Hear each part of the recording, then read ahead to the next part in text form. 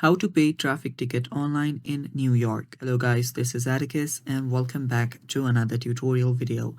In today's video, I'll teach you guys how you can pay traffic ticket online in New York. So without any further ado, let's dive right into it. So the first step is open up a web browser and simply search for Pay My Traffic Ticket Online New York. After you do that, you will need to head over to nyc.gov. You will see this one right here. Tap on it and now you're on Department of Finance.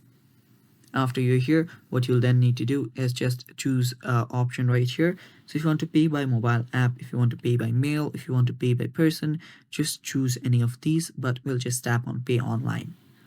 After you do that, you'll get redirected to CityPay website.